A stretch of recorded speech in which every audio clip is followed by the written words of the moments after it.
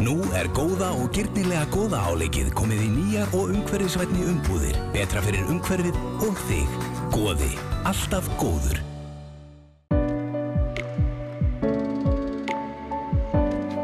Sigurður Gísli Gunnlaugsson á Akureyri fékk beinkrabbamein fyrir 20 árum þegar hann var 11 ára gamall sem tókst að lækna.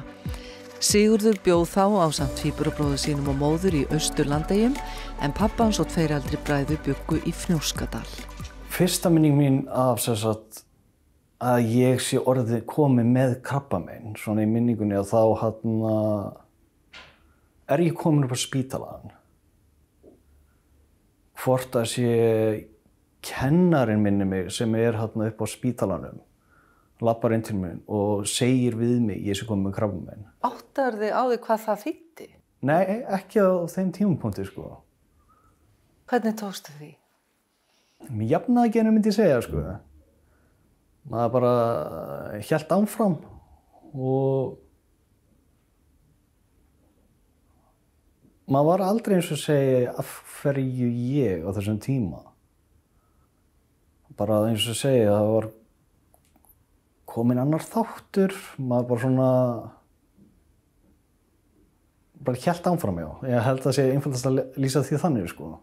Manstu svona, ef þú fer tilbaka þegar þú ert 11 ára og þú varst búin að finna mikið til áður en þessi greining kom, var það ekki rétt? Jú. Það eina helgina að þá eins og segja fer mér að verka rosalega þá í hægri mjaðmakambinn og næ ekki að sofa og svo hefur mamma áhyggjur af mér að ég er farin að fá hita líka og svo þetta byrjar á föstudegi og svo sunnudaginn að þá eins og segja fær mamma nóg og fer með mig upp á Hellu. Og tölum við heimilislækni þar og hann sendir okkur svo 2 upp á Landspítalann í fleiri rannsóknir þar. Og það eins og segir svona, þá maður reyndar eins og segir þegar hann segir okkur við þurfum að fara á spítalann þá nokkuð ljóst að eitthvað mikið að en bara ekki hvað. Eins og segja, maður hafði ekki hugmynd hvað var í gangi, sko. Tók langan tíma að greina þig að þú væri komið beinkrabba? Mér minnir það, já. Það tók sérstaklega langan tíma minnum út af því eins og segir að miðað við þessa tegunda krabba ég hefði ekki átt að geta labbað þó ég var ekki að gera það, sko. Mamma var hjá mér allan tíman. Og eins og segja, hún einbeitti sér alveg að mér, að hlúa að mér. Hinir bræður minni, þeir fengu svolítið að sitja hjá meðan á þessu öllu sem stóð. En hvað tók við þegar það var búið að greina þig með beinkrabbamein? Þá byrjuðu lyfjameðferðir á Landspítalanum. Það bara venjulegu krabbameinsmeðferðir myndi maður segja. Þessi erfuðu minningar og kannski alvarlegri stundir að þær til dæmis taka yfir allt saman. Það til dæmis minning það sem ég var þannig í skólastofunni á Landspítalanum, göngudeildinni og finna Jón slappur og segi kennaranum akkúrat að ég þurfi að fara að hvíla mig og ég komin á ganginn og ég sé mömmu mína og krabbameinslæknir minn vera að spjalla saman. Ég kalla á þau og bið að hjálpa mér. Og svo akkúrat þegar þau eru komin til mín að þá missi ég allan kraft. Þá bara detti ég niður, sko. Og þau þurfa bókstaflega að draga mig inn í herbergi. Ég með meðvitund en eins og bara líkaminn, hann bara búinn, sko. En þú þurftir að fara til Svíþjóðar í einhverjar meðferðir, var það ekki? Já, desember 99 þá fór ég í mergskipti, þá var tekin mergur úr mér ef það skildi fara svo að krabbameinið myndi dreifast út í merginn. Og man ekki hvort það var gert meira þá. En svo var það minnum í febrúar og mars þar sem ég fór í þessar fyrstu svoköldu hályfjameðferðir. Það var alveg alvöru? Já, það var svolítið mikið þannig hvort myndi deyja undan ég eða krabbinn. Já, það var alveg það. Já, þetta var eins og segja, krabbinn hjá mér, hann var það dreifður. Hvar var hann? Ég held að einfaldlegast að myndi segja að hann var ekki í höndunum og neðst í fótunum. Fylgdu þess ekki miklu verkir?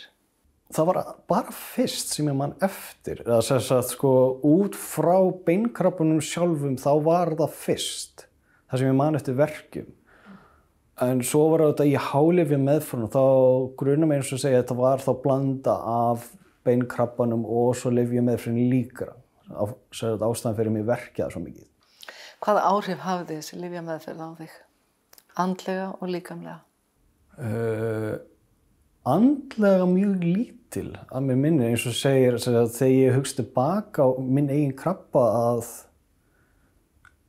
þetta minnir mér svolítið mikið á bara ævintýri. Já, hvernig ævintýri? Eins og segir bara það er svo margt sem gerðist á þessum tíma. Eins og segir þetta var ekki þessi typíska fara í skólan klukkan 8, koma í skóla klukkan 4 og svo hjálpa til í sveitinni, sko. Heldur var þetta svo margt utanlandsferðirnar og vera á Landspítalanum og svo nýja aðstæðum. En líkamlega? Hvernig? Líkamlega eins og segi, ég búinn að vera sköllóttur síðan þarna, 11 ára. Misstirðu hárið í lyfjameðferðinni? Já. Og kom það svo aldrei aftur? Já. Hvernig var að díla við það? Það var mjög fínt, sko. Já. Ég var mjög latur að sinna hárinu mínu og var með alveg svakalega liðað og krullað hár. Þannig að missa var bara mjög fínt, sko. Þetta ein leið að líta á lífið. Hvernig þú læknaðist? Segðu mér aðeins bæði hvernig þú fékkst að vita það og líka tilfinninguna sem að fylgdi því. Sko, þetta eins og segja, þetta svona einu svona minningur sem liggja með manni að ég okkur eins og segja ég er út á túni með frænda mínum og við erum að rúlla og svo sé ég að mamma er að koma hann á jeppanum heima og keyrir upp á okkur og lætur okkur vita að hún sé búin að fá símtal og krabbinn sé farinn. Ég man hvað þetta var mikill léttir og staðinn fyrir þetta bróðir var búinn að frétta þetta þannig að fyrsta sem ég vildi gera var að hitta vinafólk mitt á næsta bæ og láta þau vita. Segja öllum heiminum. Segja öllum þetta, sko. Þetta var... En þeim tíma reynda gerði ég mér ekki grein fyrir hversu alvarlegur þessi krabbi var. Og meira að segja það er ekkert fyrir það löngu síðan að ég bara vissi það. Hvernig tókst mamma þín á við þetta álag, heldurðu? Hún leyndi það vel, held ég. Eða eins og segi, ég man allavega ekki eftir að það hafi breytt henni mikið fyrir og eftir mitt krabbamein, sko. Hvernig styttu ykkur stundir á spítalanum? Tölvuleikir voru svolítið mjög vinsælir. Og það var sérstaklega líka kennari minn, hann mútaði mig svolítið mikið eins og segir ef ég myndi klára þetta og þetta skólaverkefni að þá mætti ég aðeins kíkja í tölvuna einhverju leiki, sko.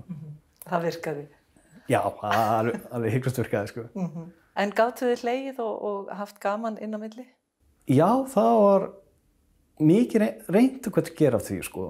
Ég held líka eins og segja þess vegna hefur mamma svolítið einbeitt sér að mér akkurat upp á það að mér liði alltaf vel, og þess vegna líka horfi ég á þetta svolítið ævintýri út af því eins og segir að þetta er góð minning fyrir mér og auðvitað við allar erfiðu stundirnar.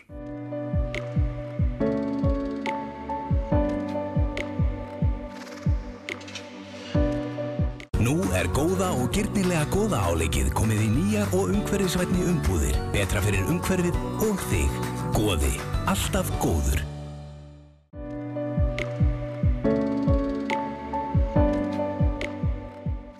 Þegar Sigurður Gísli hafði læknast af beinkrabbanum 12 ára gamall átti engin von á öðru en lífi kæmist í eðlilegar skorður á ný. En annað kom á daginn, hvert áfallið á fætur öðru dundi á fjölskyldunni.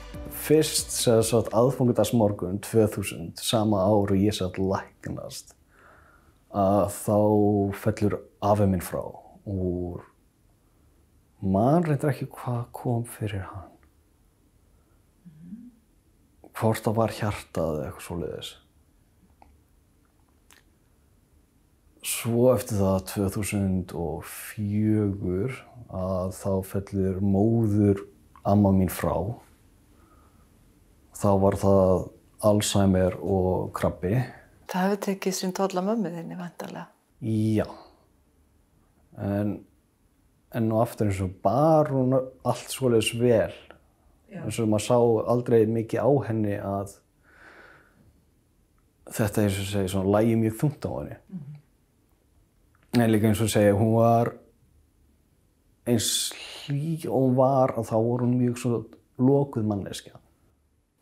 En þið náðuð vel Við saman? náðum henni mjög vel og hún sýndi alveg verki og talaði um hvað hún þótti vænt um okkur. Og 2005 að þá greinist mamma með heilaæxli.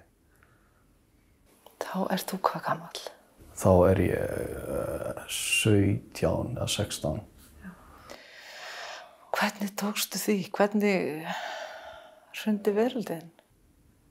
Ég var að labba úr skólanum, fjölbrautaskólanum á Suðurlandi og var að labba þar yfir svona smá garð.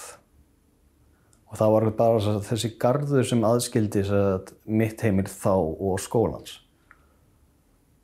Og ég sé að það var smá slys eða það var bíll stoppaður út í kanti og það var sjúkrabíllana.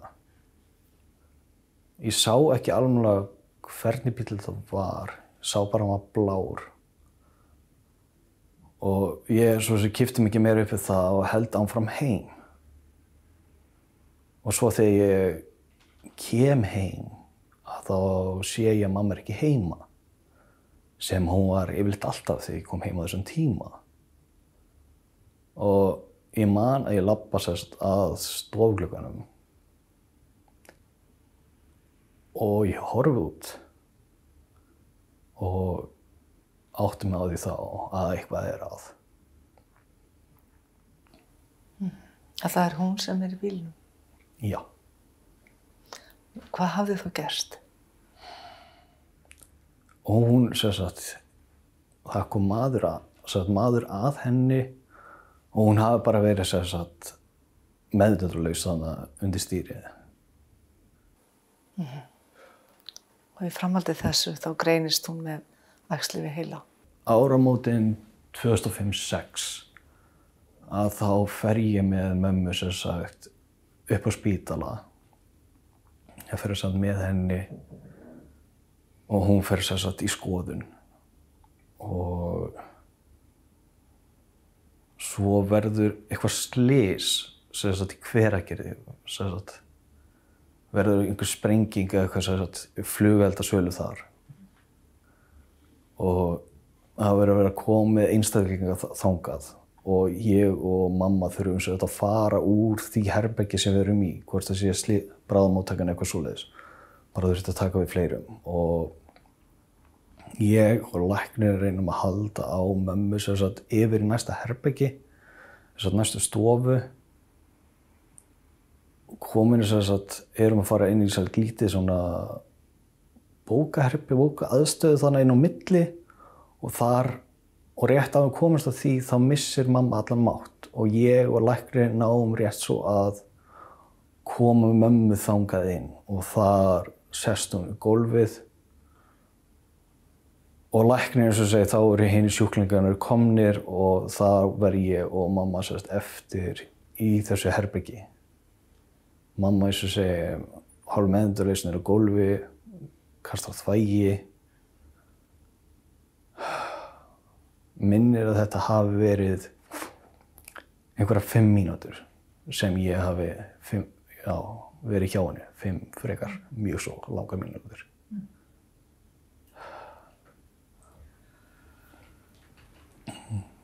Eins og ég bara man eftir að ég stari út á gluggann og það svona eiginlega það seinasta ég man eftir. Ég man ekki eftir hvað gerðist svo. Hvernig við komum svo í burtu. Minnir hins var, nei, ég man ekki eftir hvort ég að fara einn heim eða ekki þann daginn, sko. Hvað tók þetta erfiða stríð hennar langan tíma? Þetta tók 2 ár. Og sem sagt, við eigum svo svipað erfið áramót 2006-07. Þá eins og segi ég búinn með grundvöldmálum á Suðurlandinu, í Fjölbrautaskólanum á Suðurlandi og búinn að vera eina önn hér fyrir norðan á, í Verkmenntaskólanum á Akureyri að byrja vélstjórn hérna. Auðvitað við að svo þannig árum í nóvember þá kemur krabbinn upp aftur hjá mömmu. Og áramótin að þá missir hún aftur meðvitund heima. Og þetta aftur, eins og segi, hvort þetta sé gamlárs eða nýársdag, það sem ég að hjálpa sjúkraliðum að koma mömmu upp í sjúkrabíl. Og frændfólk mitt kemur heim til okkar og biður mig að koma aftur suður, bara til þess að vera hjá mömmu og tvíburabróður mínum og bara til þess að vera heima. Hvernig var síðasta kvöldið sem þið áttu saman, þið mamma? Seinasta kvöldið, seinu stundir sem áttu saman, seinast man eftir að hún var að segja einhver brandara. Man ekki hvernig það fór, en svo eftir það missir hún meðvitund og það eru 3 nætur. Ég hjá henni seinustu nóttina. Elsti bróðir minn, hálfbróðir minn, hann sefur í hvíldarherbergi, þannig á spítalanum, Selfossi. Og ég leyfi honum að sofa.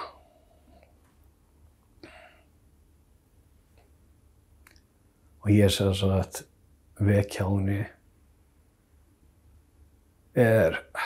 algjörlega hjálparlaus.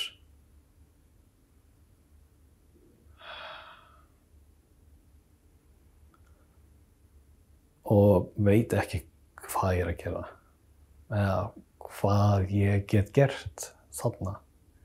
Þarna mamma þín dáin? Já. Og þessi tilfinning af hjálparleysinu, hvernig var hún lamandi? Nei, hún var ekki lamandi. Maður bara náði ekki áttum. Þú ert 18 ára þarna. Já. Fékkstu einhverja hjálp við að syrgja eða aðstoð við að reyna að vinna úr því sem að þú varst búin að lenda í þarna? Ekki nógu miklu allavega. Hún var ekki neina að mér minni, sko. Ekki til neina ráði, miðað við það að við vorum þarna 2 18 ára bræður. Að við allir bræðurnir búin að missa móður okkar. Nei. Sumarið 2007 þá klára ég skólan þarna fyrir sunnan. Ég byrja í kræklingaræktinni í Hrísey með bróður mínum þar og eignast þar aðra fjölskyldu. Það hefur skiptið miklu máli. Já. Ég mjög þakklátur þeim. Það var mjög gott að vera þar. Þar í, minnum hvort 3 að 4 ár. Hætti þar og fer svo og vinn í Bekrúmal. Og meðan ég vinn í Bekrúmal þá búum við, ég og Helgi, tvíburabróðir minn, saman á Akureyri. Keyri Helga alltaf í Bíkó, þar sem hann vinnur og nýtt mér alltaf tímana þegar ég að skutlunum að kíkja til ömmu í kaffi. Og ég var frekar grannur þá og hún greip þá alltaf tækifærið og eins og maður kemur til ömmu og þá var alltaf tróð í mann kökum. Maður reyndar fannst það ekki leiðilegt og það var reyndar langur tímið hjá henni, hvort það var 2011 og þá, 2010 jafnvel, þar sem hún greinist með krabbamein. Hvort minnum að það var í lifrinni og einhverjum fleiri stöðum. Og hún fer eins og í lyfjameðferð og lifir með þann krabba alveg til 2013. Og þá, fellur hún frá. Og svo næsta sem ég veit af að ég að hjóla heim úr Bekrúmal. Ég ætla að fara að pumpa í dekki á hjólinu mínu og hann hringir í mig og segir mér eitthvað það að hann sé komið krabbamein líka. Ólíkt mömmu að þetta tók fljótt yfir. Þetta tók bara yfir á einhverjum 3 eða 4 mánuðum. Og á lok október 2014 þá fellur hann frá. Þegar ég missi pappa þá held ég áfram. Ég tek mig ekki frí úr vinnunni frekar en ég tók frí úr skólanum þegar ég missti mömmu. Áramótin og í janúarmánuð þá gengur þetta fyrir að þetta ganga aðeins svo vel. Ég fann að trúnaðarmannastöðu þarna í Bekrúmal og mér líður bara vel. Og svo þannig í byrjun febrúar að ég man eftir að ég fyrir framan eina vélina í Bekrúmal og ég hugsa með mér af hverju ég svona glaður, af hverju líður mér svona vel. Það bara nokkur mánuð síðan ég missti pappa. Svo lok febrúar að þá fer ég í sálfræðiviðtal á þriðjudegi. Þar ég farin að missa svolítið vitið. Held bókstaflega ég get sigra heiminn þarna á þessum tímapunkti. Og fer úr viðtalinu, allt hélt ég væri í fínasta lagi sem var ekki, því að sunnudaginn eftir það ég algjörlega búinn að missa vitið. Og svo mánudagsmorguninn að þá pikkar lögreglan minn upp nakinn fyrir utan sjallan í -10 12 stiga frosti. Það var frekar kalt og skutlaði mig upp á stöð. Þar bíðum við í smástund. Svo eftir það farið með mig upp á spítala þar sem ég sprautaður niður og farið með henni á geðdeild. Þar sem ég bókstaflega læstur inni. Út að ég komin í svokallað geðrof og bara bókstaflega að missa vitið. Og stutt eftir það greinist ég með geðhverfasýki 1. Ég man eftir að ég sat þarna inn á geðdeildinu og ég leit í kringum mig bara það hlaut að koma að þessu. Já, það hlaut að koma að þessu. Já, það var alveg þannig sko. En þegar þú segir það hlaut að koma að þessu. Er það ekki bara akkurat rökrétt skýring? Það var ekki unnið með öll þessi áföll og það endar svona, eða hefur aðra skýringu? Nei, eins og segir líka svona miða við þessar tímasendingar eins og segir að Gisko eins og segir, mætti lýsa sig eins og sýkingu. Þetta eins og segir, ég fæ smá sár þarna þegar ég missi pabba og það eins og segir kemst svo eitthvað í þetta og þetta bara versnar þangað til eins og segir, það þarf að leggja mig inn. Ég fer að kíkja í grófina og haustið í grófinni þá kynnist ég konunni minni sem ég er með ennþá dag í dag og ég er svo heppinn að það fylgdi með henni ein lítil 2 háls á þessum tíma og geng bara rosalega vel. Ég var að klára skólan í vor, kláraði vélstjórnina. Til hamingju með það. Takk fyrir það.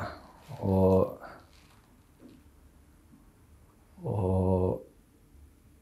geðhvarfasýkin eins og segir svona hjálpaði mér að ná mér upp úr því þunglindi og þá vanlíðan sem ég lifði við.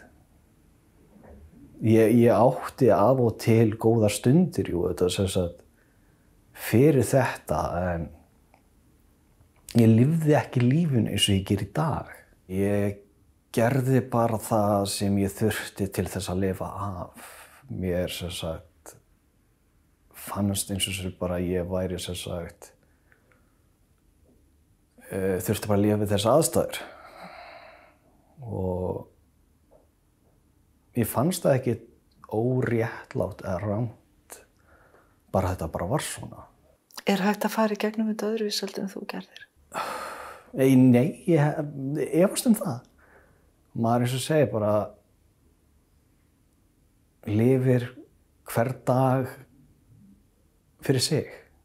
Bara tekur einn dag í einu og bara heldur bara áfram. Og tekur hverja ákvörðun bara á því mómenti og lifir svo bara við hana.